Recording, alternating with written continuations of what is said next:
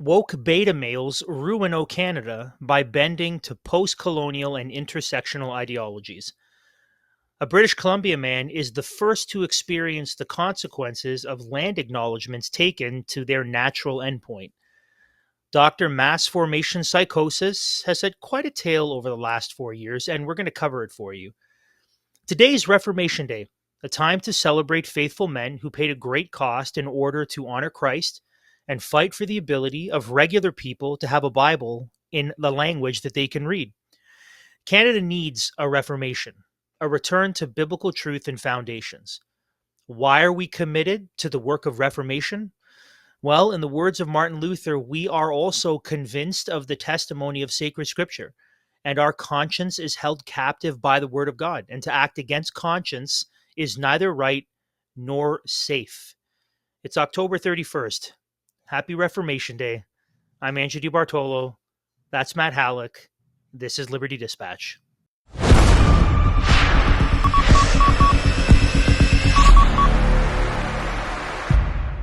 Hey there, friends. Welcome back to Liberty Dispatch, where we bring you Canadian conservative news and analysis from an unapologetically Christian perspective.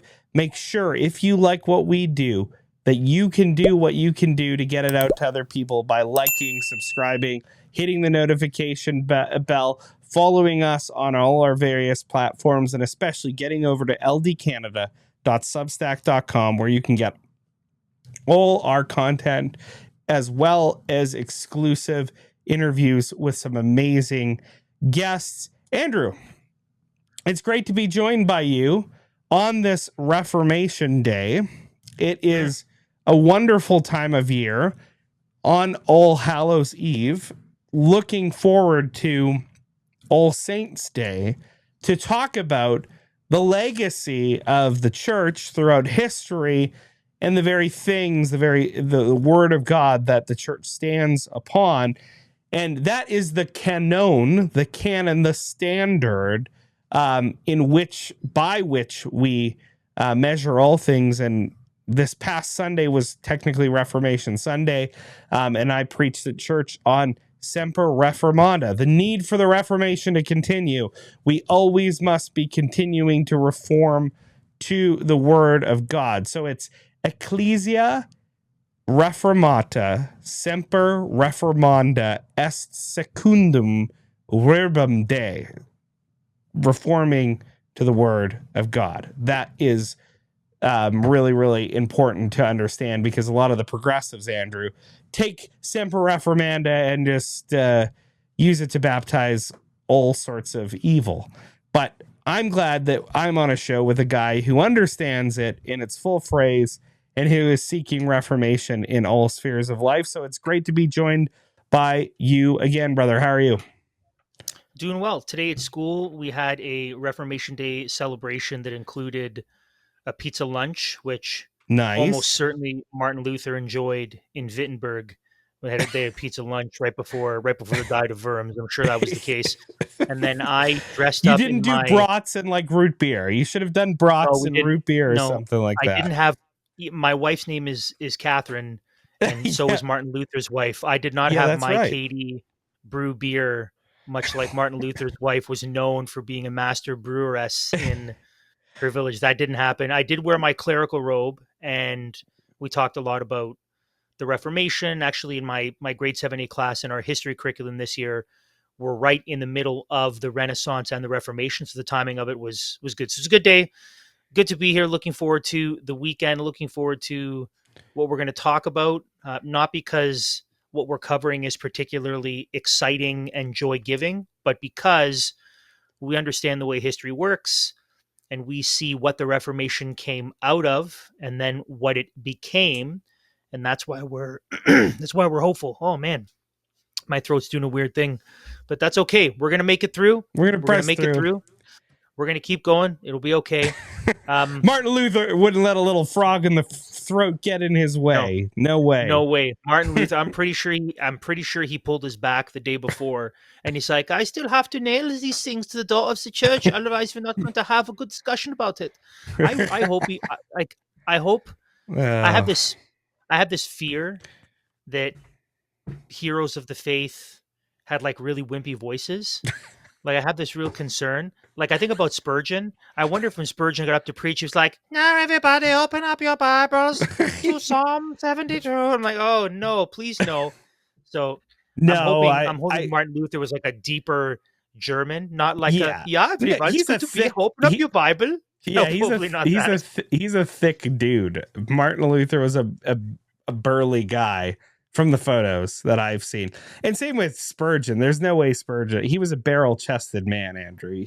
That man could project. I'm There's just no doubt saying. about it. I'm just saying. Yeah. Maybe that's why. Even though the technology existed, so one of the myths is that they couldn't have recorded his voice, but the truth is that technology did exist. We know this because we actually have recordings of D.L. Moody.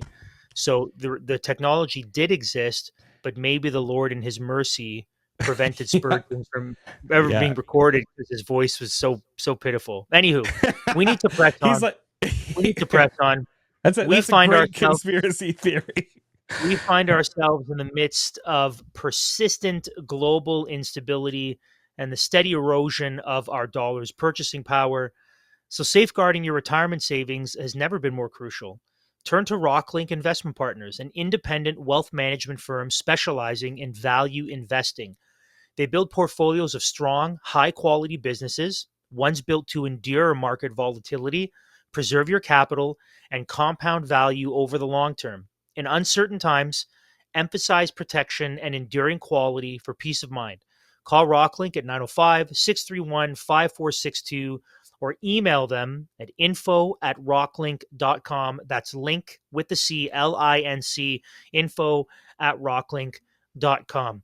So And as we think Andrew, about before we move on, just want to remind everybody the reason that's set up for the ad is the reason that we're going to be doing Money Mondays moving forward with our brother Alan Armstrong, talking about just how our government has ruined our money so bad that they are actually the cause of the housing crisis, inflation, why everything sucks and is super expensive when it comes to the economy. They are the culprits. It's not some big wig leprechauns hoarding their shekels in the it's not back Galen rooms. Weston, it's not Galen Weston No, and Loblaws, it's not him. Oh it's not wow. that smarmy guy. No, it's actually the smarmy guy named Mark Carney and the Fed, who's supposedly independent, but we all know they are not, obviously. But that's why it's really important to touch on these things, because this is top of people's mind, and we want to give you answers that you're not going to get in the current political moment in Canada. So that's what we're all about, cutting through the noise, Andrew, here on the Dispatch, and we're going to continue to that end. So definitely tune in for those coming up, and also get over and do your investing with our brothers at Rocklinc Investment Partners. Andrew, sorry to interrupt you. Take it away. Yeah, with today being Reformation Day, we think about history, the foundations of things, the causes of things, and thinking about Reformation Day and the principles of Reformation, it's easy to see the birth and the foundations of our nation in a similar way being based on the Word of God, the supremacy of God, the worship of God, the cause of the gospel and evangelism. And so our national anthem is actually supposed to be a cause of national pride and a declaration of what makes our country our country. Now, in the case of O Canada, for those who are unfamiliar, it's actually a prayer to the Lord for strength that we would be able to guard this gift of a nation that He's given us and our commitment to faithfully steward our land for the glory of God. That's what our national anthem is about.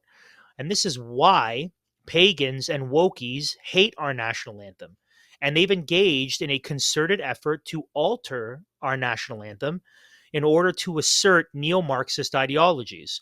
Now, that was on display twice this past week, with our anthem being sung by two soy boys during different World Series games because Toronto happens to be in the World Series.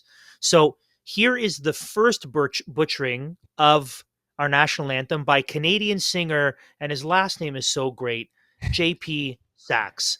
J.P. Sachs, absolutely. Here's his go at our national anthem. First to sing the Canadian national anthem, please welcome multi-platinum, Oh man, he Grammy-nominated just looks Canadian like a loser. singer-songwriter, J.P. Sachs. Oh, Canada, Barf. our home, our native Oh my land. goodness. True patriot love. Yeah, that sounds patriotic. In all of Ruining the our national anthem. Like, command. he's out of pitch. His With tone is terrible. glowing hearts, we Ugh. see thee rise, the true north. He looks kind of like Mark Zuckerberg. From far and wide. Before his like conservative Oh, makeup. that doesn't sound good. Baxter's is like, who is this douche? She knows like she's looking at Oh man, it sucks so much. Ugh.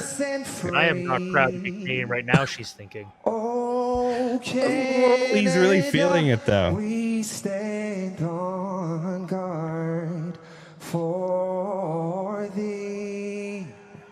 Oh, just terrible. Canada, we stand on guard for thee. Oh, so bad. You really biffed Gross. it, JP. That was your moment. man. That was your big chance. He's trying to go for like, oh, Canada. That's exactly what he's sounding like. Just total fake. Anyways, Mr. You have to have Mr. some Sachs soul to over have there. the vibrato that he Yeah. wanted, but Mr. anyways, Mr. that was Sachs. terrible.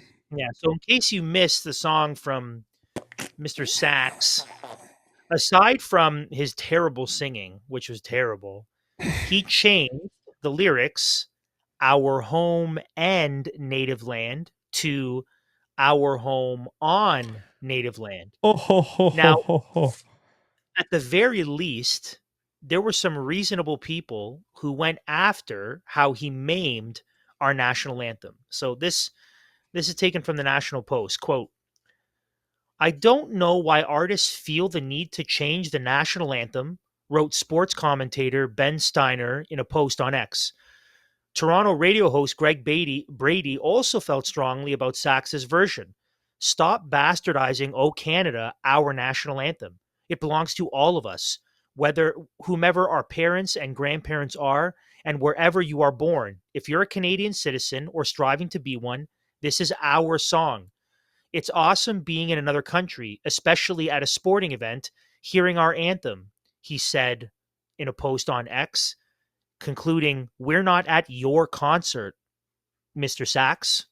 Yeah. Yeah. So I'm glad they didn't let him get away with it, which is good. It was terrible. It was all terrible. His singing was terrible. He did the "in all of us" command. Obviously, he changed the "in all our sons" command, right? Which kind of makes that one I'm kind of okay with because he's not a man. So I'm glad that he didn't say "in all our sons," because for him to invoke the third person male pronoun would be inappropriate. So I think it's good that he did that because I don't think there's anything about him that screams to me masculinity. So I guess I'm more okay with that one because he's a dairy free, sugar free, light on the foam, soy boy latte. Yeah, with extra matcha inside it as well. Got to have that. Yeah, I mean, it was bad from the start. And then he threw, like, if you're going to make a statement like that, which I think is wholly inappropriate, like some of these people commenting have pointed out, this isn't your national anthem. It's not your song to do what you will with it. It's not a chance for you to make a political statement. The fact that you are doing that and you think that is the moment shows that you are a vulnerable, narcissistic loser who has to be the center of the attention. and Even the way he was can't- singing, when he was putting yeah. his arms out like, "We're flowing past, we're sailing right into Andrew, you sound better than he did, though. I'm trying. You're I'm doing trying to it. do a terrible voice. I'm trying You're to do a actually a terrible pretty voice, good singer, though. You're actually. but I'm so helplessly on pitch. Like I can't fake that. I can do a terrible voice, but I'm really on pitch, and so I unfortunately I can't be as bad as him, even though I'm trying to impersonate that beta male. Anyways, It was bad, but he wasn't the only bad one, Andrew. That No, it wasn't wasn't. the only train wreck of a performance on the national stage at the World Series by a supposed Canadian who lives in America. I don't know how they get away with it, but anyways, after that, just a matter of one day. Was it one day? It was 2 days. 2 days after. I think it was 2 days. It doesn't matter. One day, 2 day. I think it was So- the next game. I thought, anyways. Canadian American musician and composer Rufus Wainwright. Well, he gave his shot. He saw old Sax there, and he said, "I'm gonna one up that guy. I'm gonna be better than him." Now, fans, please remain standing for the singing of the national anthems. Here to sing the Canadian national anthem, please welcome three-time Grammy-nominated Canadian-American singer, songwriter, and composer, Rufus Wainwright. Old Doofus Singbad. Here we go. Let's go. Oh, Canada. Oh my goodness! Can it get like? Home and native land. We got that part right.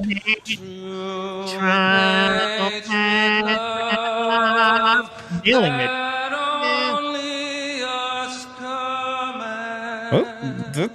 that's not right. Nope, that's different. Andrew, I don't speak French, but I don't think that sounds different. right. Here we go.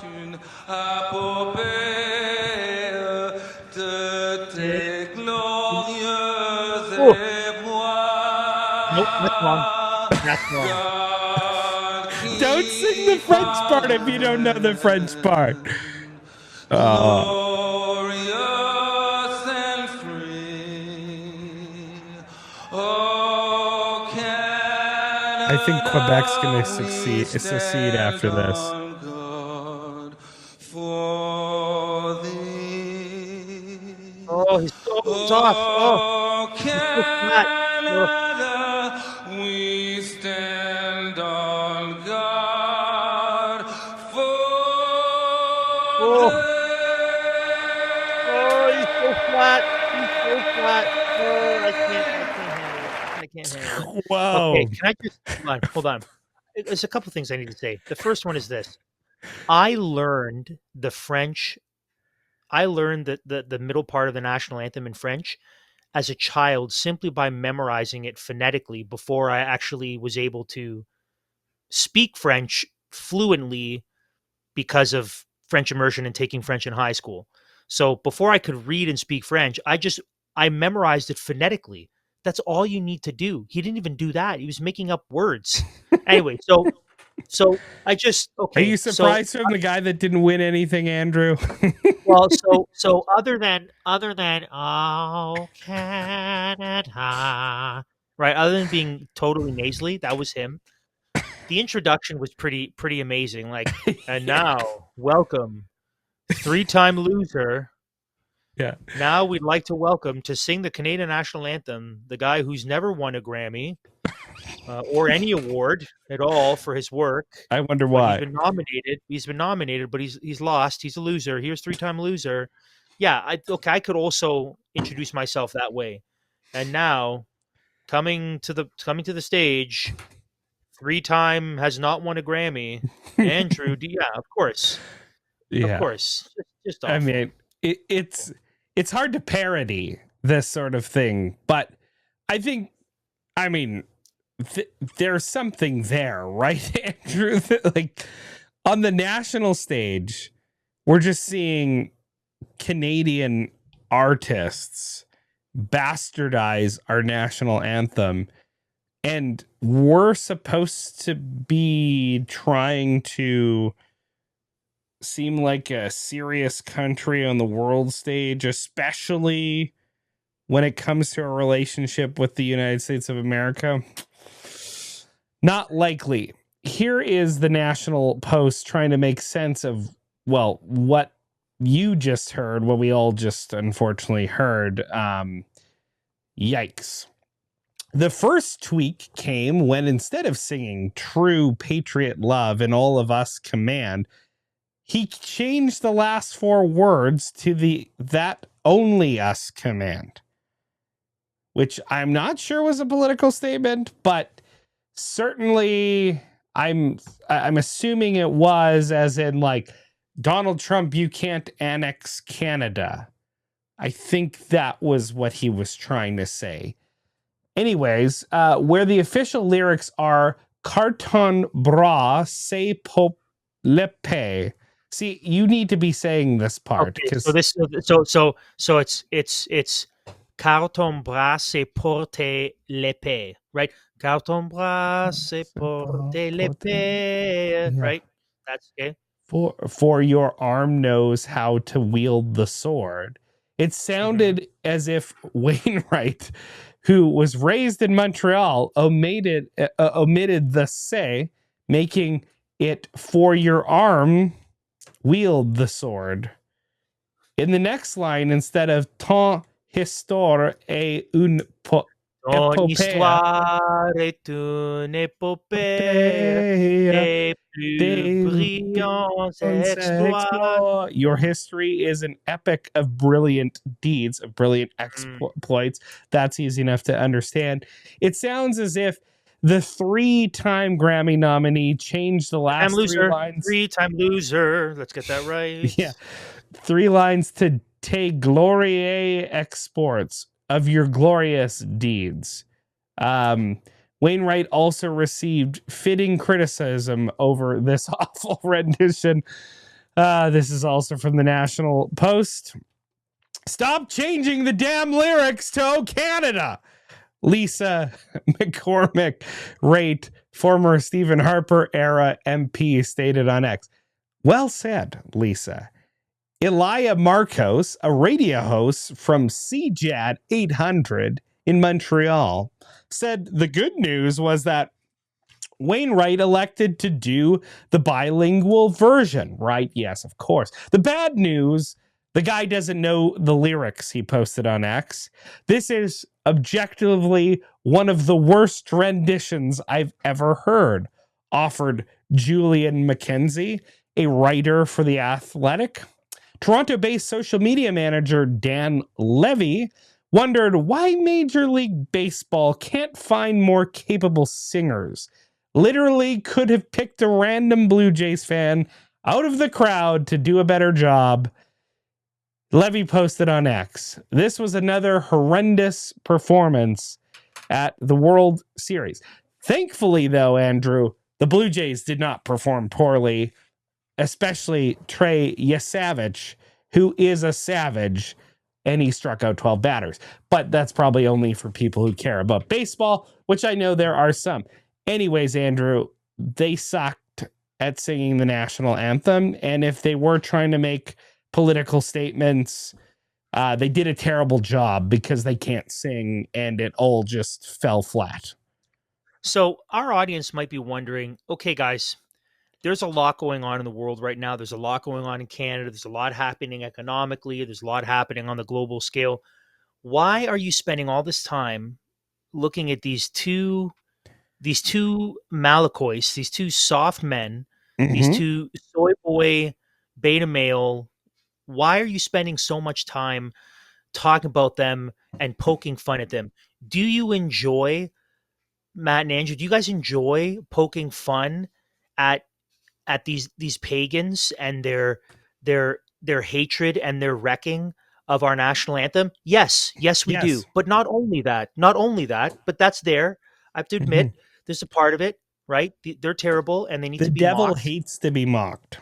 Yep, they need to be mocked, especially because, again, if you consider our national anthem is a prayer to the Lord for his strength to guard and steward the land he's given us and ultimately to bring him glory, then yes, to mock that deserves to be mocked. But it's more than that.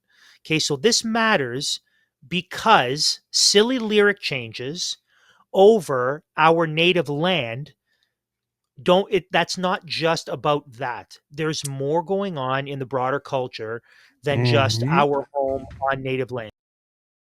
As we covered not too long ago, in BC, they're setting things up to take land away from people.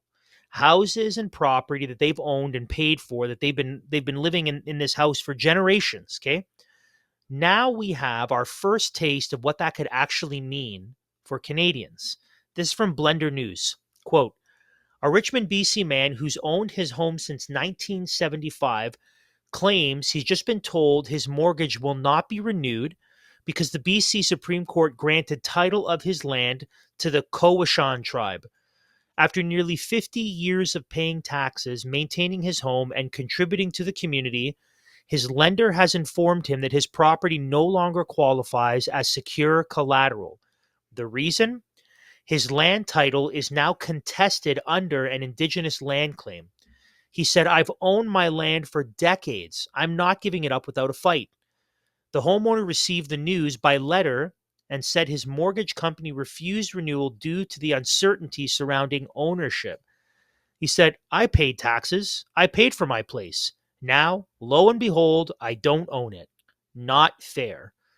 Yeah, absolutely not fair. And no one's going to pay him back, by the way. If they take his land, no one's going to pay him back all the money he paid, obviously. And the court ruling in BC marks a historic precedent, and now it's spreading. Okay, so this is not just on the West Coast. In Quebec, I'm not even going to attempt to say the name of that tribe. That's made up. That's not a real tribe, right? There's no way that's a real what that looks like. I almost wish we could do a screenshot.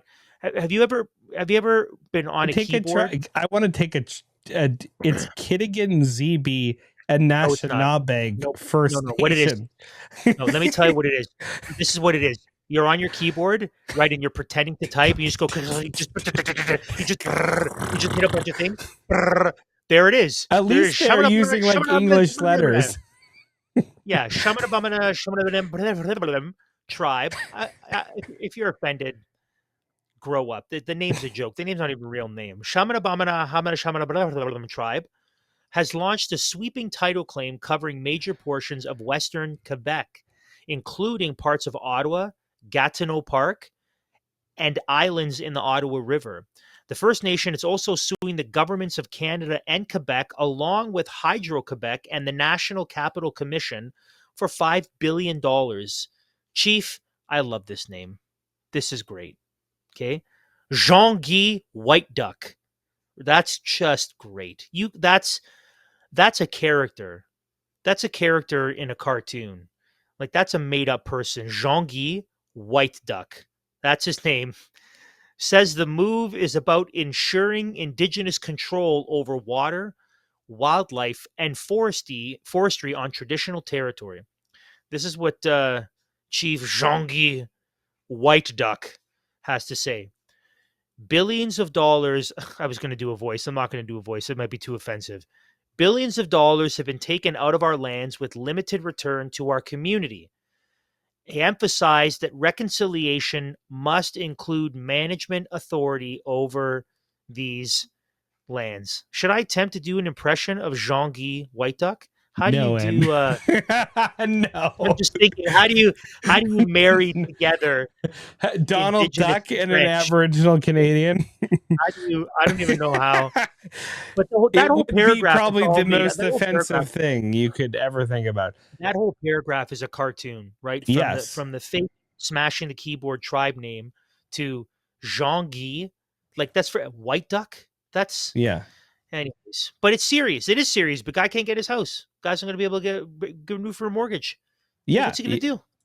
Yeah, and listen, we've been talking about this. I feel like we've been as bold as anybody in Canada talking about what goes like what is underneath all these religious ceremonies, and they are when it comes to land acknowledgements, and they're commonplace in Canada. In fact, Andrew, I don't know if this happens on your City News in Ontario, but in Manitoba, City News Winnipeg starts with a land acknowledgement. A news program starts with a land acknowledgement, which just shows you how politically captured they are at this point. Every Jets game you go to, land acknowledgement. Every Bombers game you go to, land acknowledgement. It is everywhere. It is commonplace. People in their emails at the bottom, under their signature, land acknowledgement, land acknowledgement, land acknowledgement. Well, people can't live with cognitive dissonance, right? Because it's disassembling. It's something that the human being as made in God's image cannot deal with. So if you're out there over and over and over again, religiously saying this land does not belong to Canadians, Right. It was inappropriately taken from Aboriginal people. Unceded. That's the word they use. It was unceded. They didn't give it to us willingly, so technically we don't own it. It doesn't belong to us. Which is totally absurd. Because they would say no one owns the land anyway. So it's very, very ridiculous. No one owns the land. Yes, but you especially don't own it because we didn't give it to you. Wait a minute, what? How does that work? Well, especially in the prairies too, right? Like in Manitoba, Saskatchewan, and Alberta, Aboriginal people literally did cede the land. Like that's what they did. That's what the treaties are. That's legitimately what they did. Now, and you get at an important point, Andrew, because they want to have two things be true at once, right? So they want to say, well, Aboriginal people didn't have the same idea of property rights and ownership as the white European settlers. Therefore, they didn't really understand what ceding the land actually meant. Therefore, well, we can't really hold them at their words. None of these treaties actually abide. But then at the same time, now what are we seeing? We're seeing First Nation. Wow. Yes, we're seeing First Nation tribes, which supposedly did not have a concept of property ownership, saying because we were here first, it means that this is our land and this is our property. Well, that's not how it works. That's ludicrous. And no, that is not the case. And let's just be frank as Christians.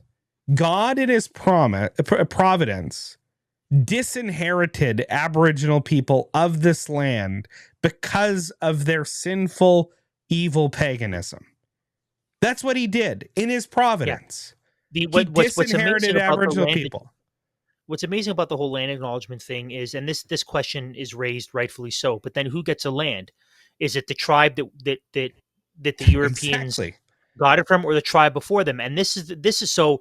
If we're going to be accurate, the land acknowledgement should go something like this: We have forcefully taken the land from the tribe that happened to be the most proficient at being violent and savage because they forcefully took the land from another tribe. That would be the most accurate land acknowledgement. Like, we took the land from the tribe that was really, really good at scalping and impaling and at eating people's hearts.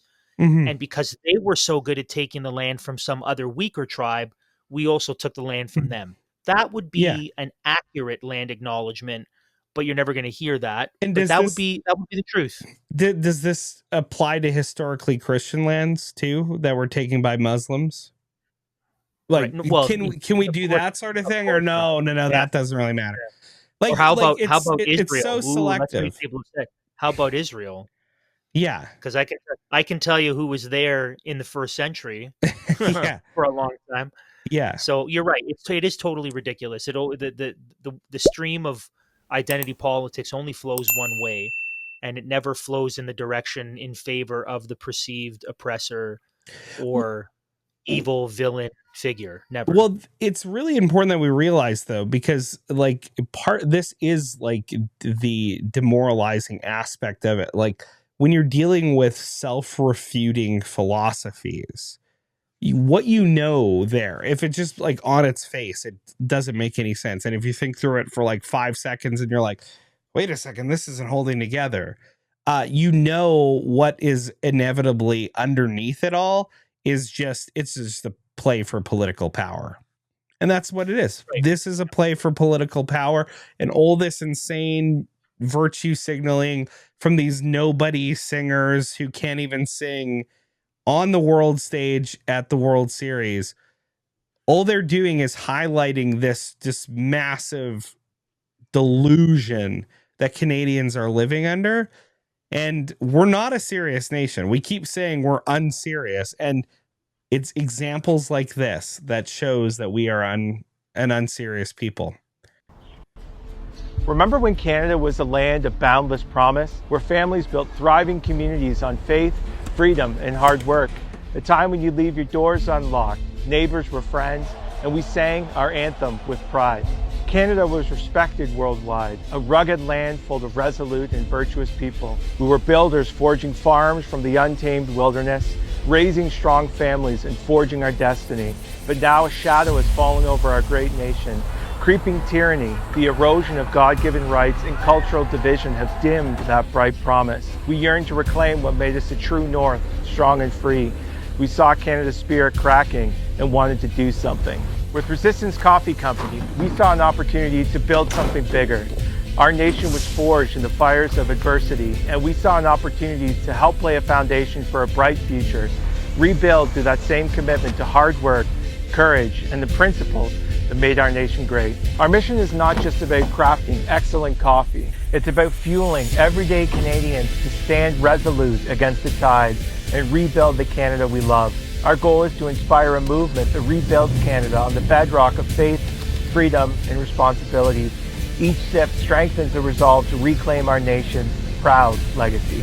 We stand for freedom, hard work, human dignity, the rule of law, personal responsibility, the traditional family, the supremacy of God, and a resolute hope for our future. These aren't fringe values, these are the core truths that build Canada. We source specialty grade premium beans and precision roast them fresh for every batch to ensure delicious flavor in every cup. From vibrant light roast to bold dark blends, each cup is meticulously and carefully crafted, delivering unmatched quality. As a family-run Canadian company, we serve thousands with coffee and content as bold as our mission.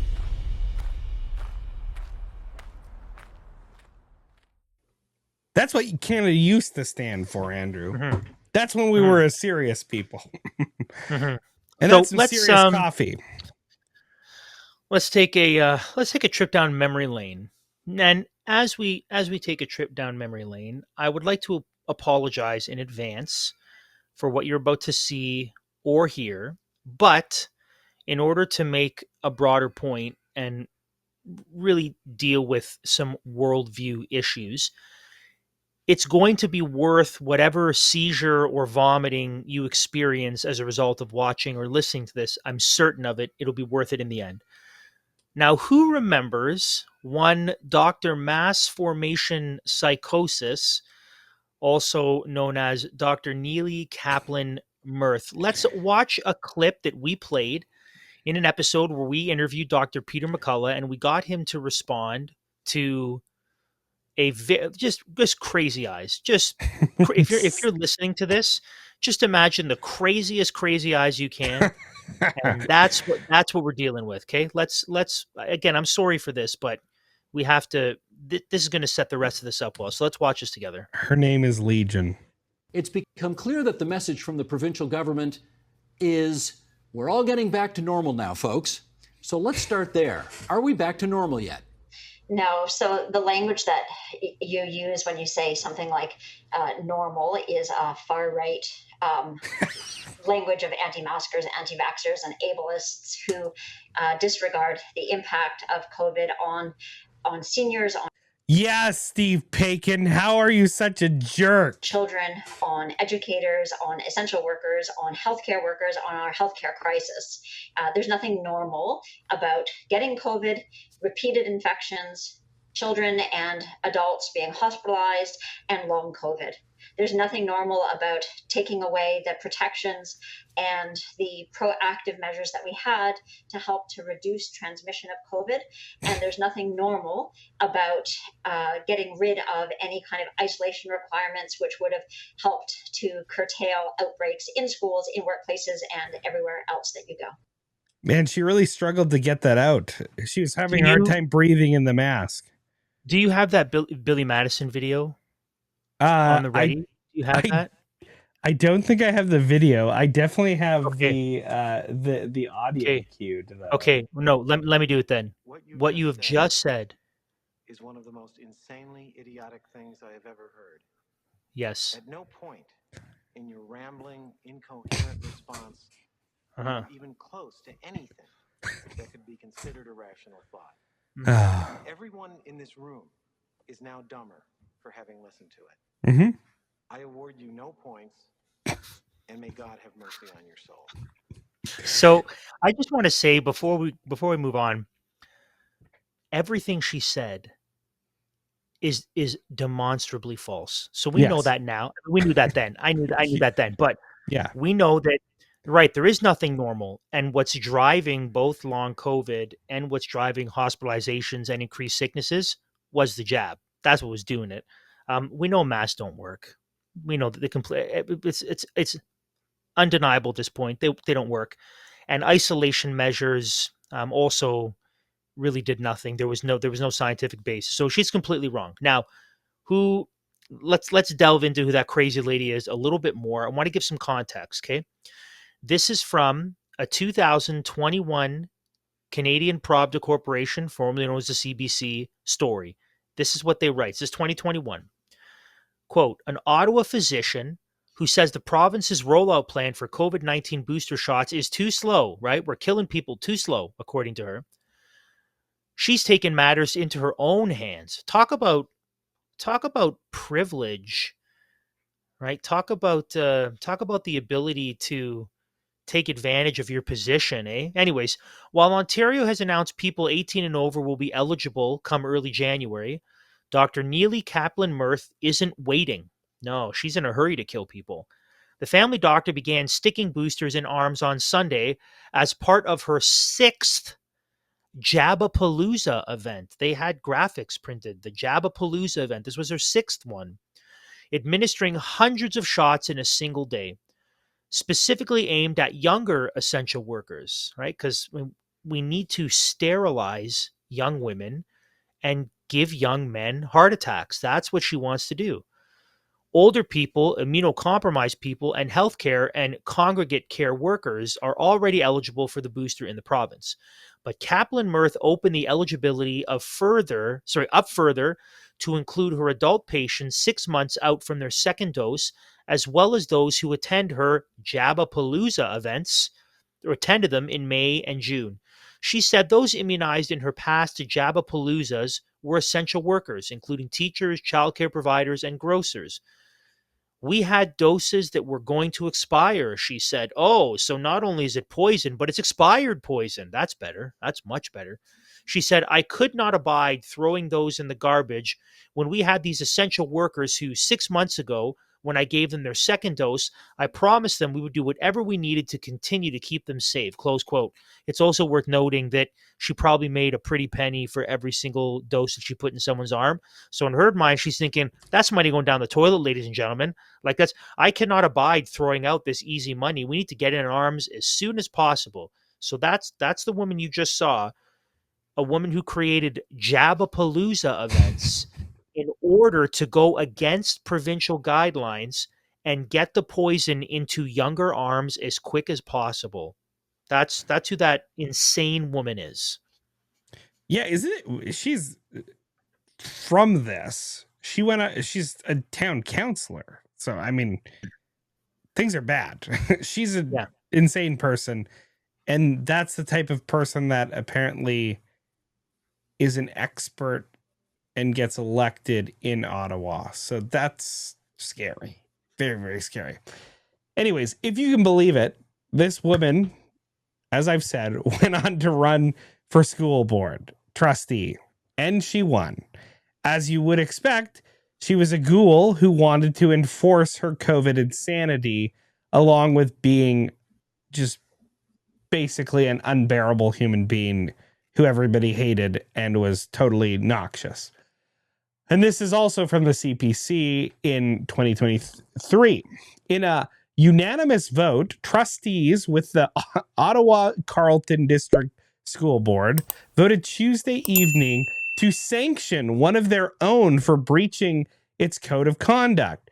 Trustees voted that colleague Nilly Kaplan-Mirth, Nilly's not a real name, that's so stupid, breached six different sections of the code, which barred the trustee from the next meeting, as well as prevented her from sitting on 5 different committees for the next 3 months. Quote, "This was not an easy decision, but it is important that the board hold itself to the standard of behavior the community expects and deserves," recently appointed chair Lynn Scott said in a news release sent out by the board. Quote, "As the chair, I am committed to working with my fellow trustees to build trust and assure the focus is on student learning and well-being." In September, Kaplan-Mirth avoided a separate investigation after a close vote by her colleagues. The board had to decide whether texts to a fellow trustee asking for her support had constituted a breach. The family doctor, who is a strong and vocal advocate for masking and vaccination, also known as a demonic ghoul, had tabled a motion in November 2022 to mandate masking in schools as children's hospitals struggled with a wave of respiratory illnesses. The trustee she texted told the board the stream of messages from Kaplan-Mirth asked her not to side with the, quote, "white supremacists who might have used the word normal," right? Whoops. Which she said crossed a line. The white supremacist she was referring to was other people on the school board. Yes. So she texted. So she basically texted people on the board saying, "Don't side with the other white supremacists on the board," for saying we cannot mandate masks and jabs for kids. That's what elicited their white supremacists' response. So just insane, absolutely insane. She sounds like it sounds like she's been reading some Sartre. Hell is other people. So initially her response was, "I'm not going to back down. I'm not going to back down. I'm going to press forward. I'm going to press forward. I'm going to press forward." So what came all of this? Okay, the article you read was from December of 2023. Yeah. So late 2023. Yeah. So what came of all this? Well, this brings us up to this past June, so less than 5 months ago. This is from CTV News. Quote, "Dr. Neely Kaplan-Mirth says she will step down from her position as trustee for Ottawa's largest school board. Speaking at the conclusion of the Ottawa Carleton District School Board's committee of the whole meeting Tuesday night, Kaplan-Mirth read a resignation letter saying, of course, because, before we get into this, the tyrant, when deposed and threatened, must become the victim. Okay, this is how abusers work. An abuser who ultimately does the violence, does the harm, threatens the person, exerts their power and position in order to do harm to others. When they're overthrown, they have to become the victim. That's known as Darvo, Andrew. It's Darvo. Yes. Defend, attack, reverse victim, and offender. Right? Yeah. That's so Darvo. This is her play, right? Keep in mind, she wanted to put masks on kids' faces. She had no problem slandering people and calling them far-right, ableist, white supremacist, anti-maskers, anti-vaxxers, blah, blah, blah. And she referred to some people as white supremacists. So the board said, "You're done here." So she steps down. She said she was targeted as a progressive trustee throughout her term and accused the board of fostering toxicity and dysfunction. I'll note that whatever toxicity the board did display wasn't nearly as toxic as the poison she put into the arms of thousands of Canadians. So it's a little hypocritical. No one was more toxic on that board than you were, Dr. Clotshot Mass Psychosis. Anyways, I'm resigning. This is her words. I'm resigning because of the toxicity from outside of this board and also from within this board. Kaplan Mirth, a local family doctor, has been outspoken on social media and has elicited controversy since she was elected to serve Zone 9 in the 2022 municipal election. She accused other board members of remaining silent when she received online hate and threatening messages that targeted both her and her family while promoting mask mandates and advocating for progressive causes. I haven't seen those messages, but my guess would be at least some of them that she calls hate and threatening messages. Might have been some name calling and some accusations, but it probably wasn't, all of it probably wasn't what she said. This is the playing the victim card. As an advocate for 2S LGBTQ plus rights and public health measures, including masking, she's been a target of racist and sexist remarks as a Jewish person online and in person, close quote. So now the perpetual victim, of course, in light of this, even though she was the victimizer for so long, and she was the one who was throwing and hurling all sorts of hateful, disgusting things at other people, now, feel sad for me, they've come to get me.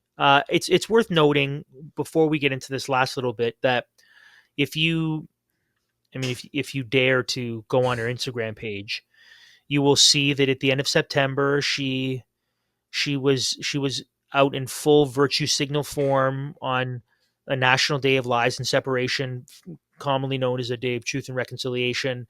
Obviously, she was going hard during Pride Comes Before the Fall month. She was big there. So this brings us up to just this past month. So the date is October the 8th.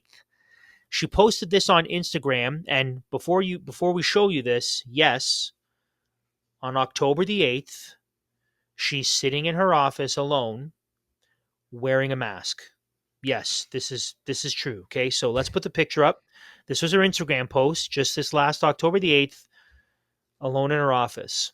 This is what she said. That's a wrap for me. Now I switch from physician to patient. A locum will cover my family medicine practice while I have my hysterectomy and then recover from my surgery and deal with whatever comes next. Postmenopausal women need to speak with their MDs if they bleed. Uterine cancer is suspected until proven otherwise. I hope that sharing this will help other women. Close quote. Now, the first thing I'll say is, like right there, this, if nothing else, this kind of should be the job of a physician and a family doctor. It should be ultimately to really serve and help people, to inform and to deal with signs and things that you see and experience in order to find the best healthcare possible. That's actually a really good thing for doctors to be doing. But this is a kind of sad turn to the story. And one of the things that people were posting on social media, though I don't think we're able to in this case definitively make the connection, is it is interesting that someone who, according to her self-attestation, has received a total of 10 shots, 2 shots and 8 boosters. That's a lot. So that's her own self-testimony. It is curious that given one of the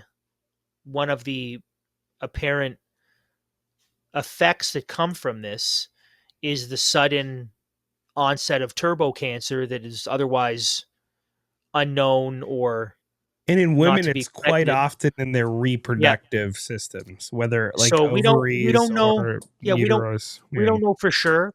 No, but it is curious that this is the case. Obviously, we don't wish harm on anyone, but it's curious that this is the case. And the fact remains that even if this isn't the case for her, it's almost certainly the case that many of the arms in which she injected this experimental gene therapy injection probably did go on to develop some pretty aggressive forms of cancer. And she's proud of that. So here she is wanting to help people. And this is how this all comes together. here she is saying, as a doctor, I want to help people, specifically women, in order to receive the best healthcare possible, which is great and noble. And the irony is that she's devoted a large part of her practice for the last 5 years and her political career on the school board to doing the exact opposite. She's devoted a large portion of her career to harming people, to spreading real misinformation, to slandering, to putting measures in place that would harm children and harm people and do way more damage than good. So for the last 5 years, she's basically taken the Hippocratic Oath and thrown it into the garbage, when what she should have thrown in the garbage are all those soon to expire COVID shots. And now she's doing what a doctor should be doing, but she hasn't been doing that. And that is a small picture of a lot of what we have seen in the last several years, what's gone on in our country. And it is sad, but it's also, again, it's curious that this is the case. Yeah, absolutely. Could you imagine having her as a doctor? What a horrible providence that would be. You're going into her, doc, something's just not feeling normal. Well, what kind of white supremacist, ableist language is that? She's the ultimate Karen. Obviously, like you said, sad for her health situation, praying for a recovery, and ultimately praying that she'll come to see just how wrong she has been in so many ways. Because she, she, like the performers at the World Series, Andrew, is an extreme vulnerable narcissist. And very performative too, just like very them. Performative. The mask is it's very theatrical.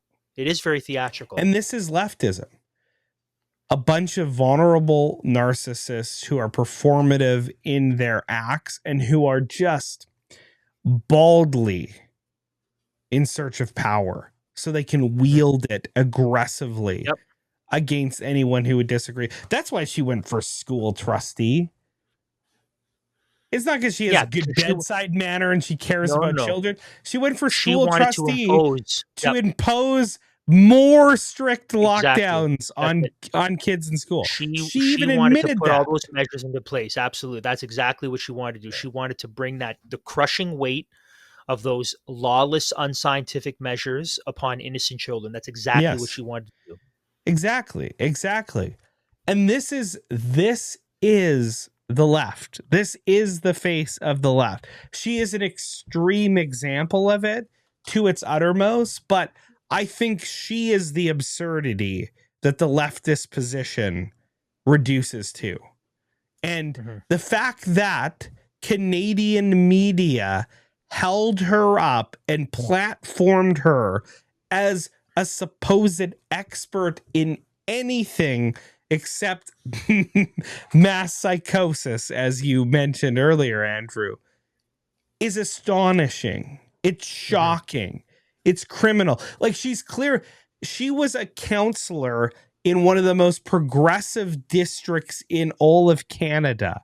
And she was still so noxious to everybody that was around her that she had to resign because ultimately no one could stand her. And she was violating... Trustee, not counselor, but still, yes, you're right. Yes, just want to be trustee, yes. Yeah. No, exactly. But still. Yeah. It's crazy. I want to land this plane. I want to bring this all home for us. Bring it home, Andrew. How does this all fit together? So what she represents, kind of her operation in the last 5 years, looking at the national anthem deal and looking at really the movement toward the full-on embrace of post-colonial intersectionality and the land claims and the saying we don't own the land and we're terrible. People who are actually proud to be Canadian are terrible. And people to whom this country does belong, which I refuse to take a cue from the red-pilled far righters that Canada does not belong merely to whatever amorphous group we call white people are. That's so stupid. Yeah. I fit into that group, but my grandparents were immigrants to this country. So I don't know. So Canada doesn't belong to white people. It doesn't belong to Canadians who've been here for 7 generations. Canada belongs to all of those people who make this country their home, who agree to what makes our country what it is, and who take a vow of citizenship and who honor that if they're born here as citizens, and actually work toward the betterment of our country and want to indeed see our land be glorious and free and guard the gift that the Lord has given us. That's who Canada belongs to. Okay. So that's our country. And there's been an assault on our country and an assault on our freedoms, from the COVID czars and czarinas to the, oh, but if you love Canada, you're really racist and terrible and Canada doesn't belong to you. So these are the assaults. And I think what we can say unequivocally is that in the last 5 years, Canada has become, and still seems to be in many ways, increasingly so, a very dark place. A very dark place spiritually and morally, culturally, economically. It's a very dark place. And these stories are just little bits of highlights of what we've seen, a very dark place. Now, why do I say that? Well, that doesn't sound very encouraging. Well, no, that is the bad news. It is a very dark place. But we have to remember that today's Reformation Day. And the Reformation essentially is epitomized, or the saying, if you will, the slogan of the Reformation, even though ultimately what comes out of the Reformation, the 5 solas of the Reformation ultimately become that which drives the church into the preceding years. But the slogan of the Reformation is post tenebris lux, which means after darkness, light.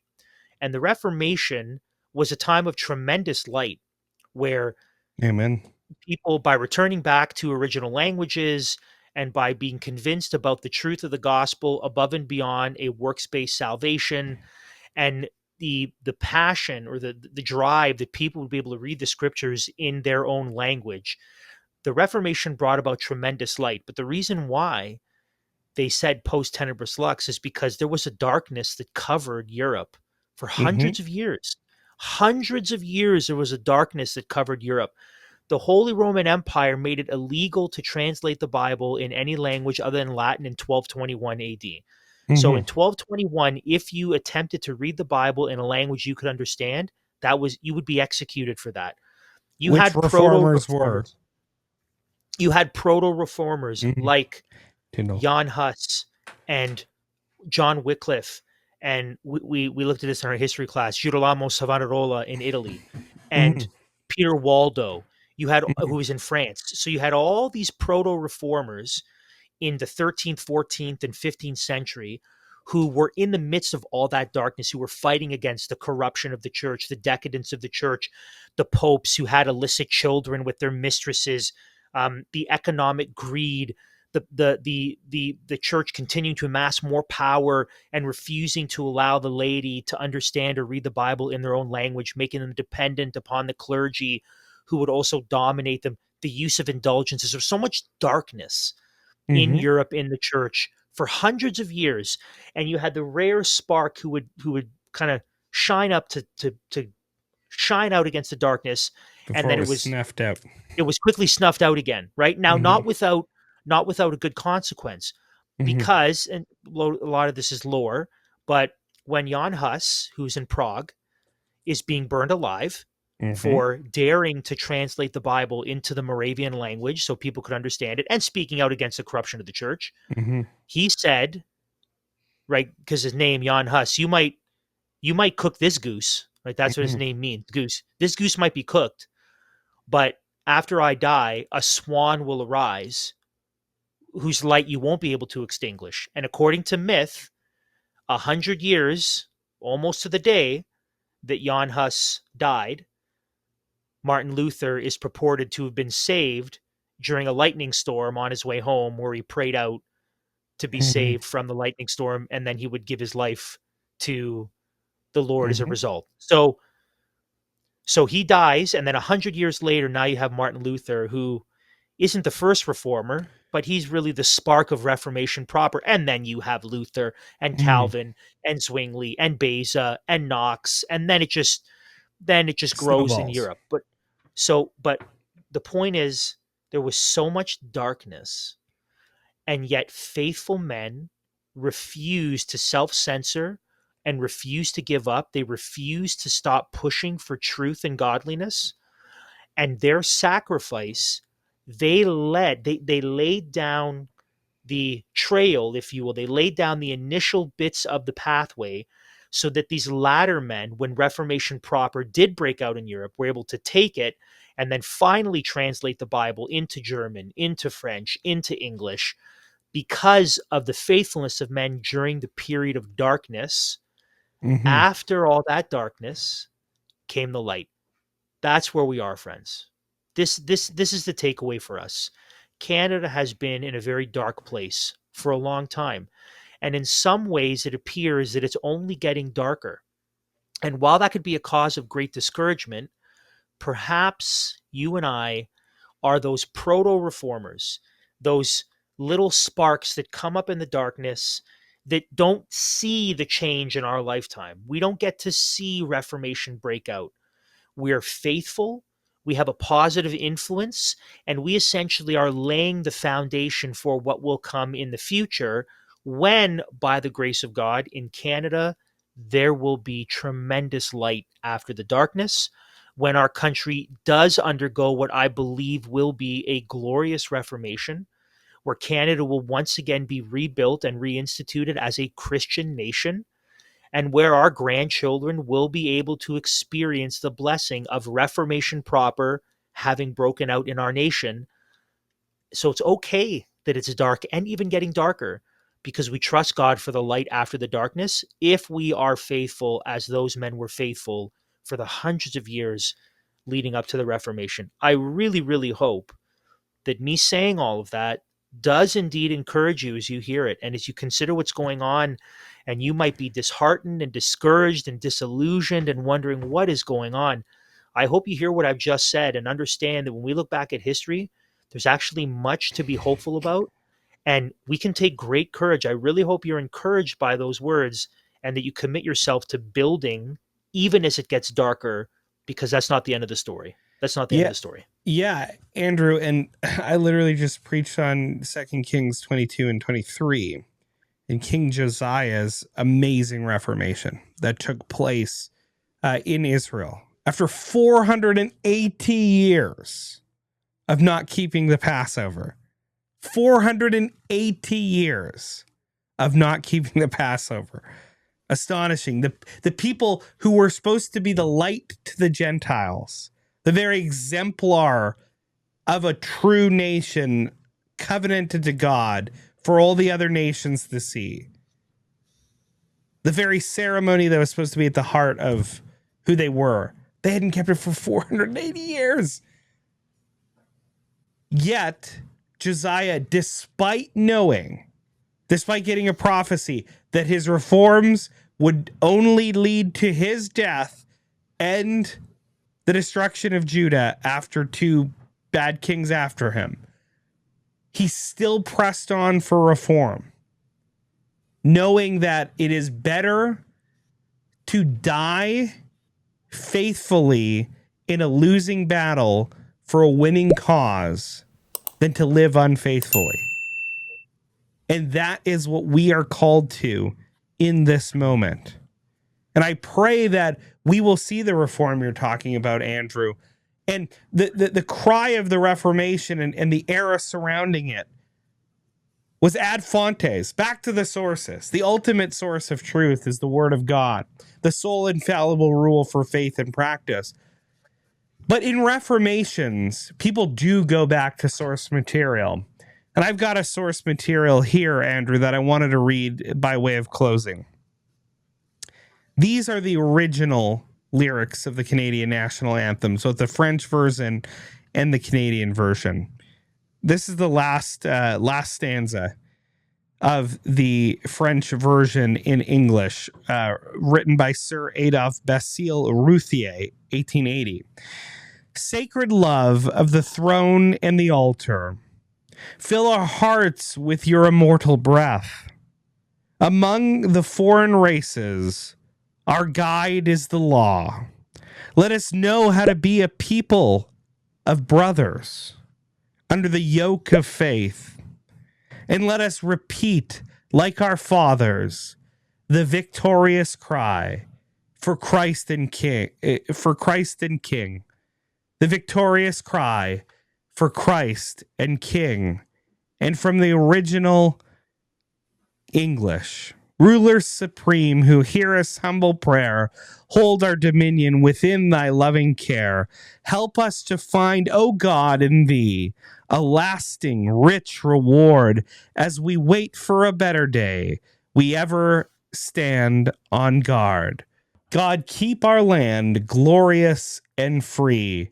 O Canada, we stand on guard for thee.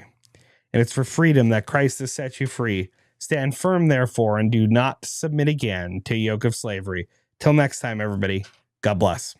Liberty Dispatch has been brought to you by SDG Media. If you want to stay in touch with us on all things Liberty Dispatch, join our email list, or support the show, head over to ldcanada.substack.com.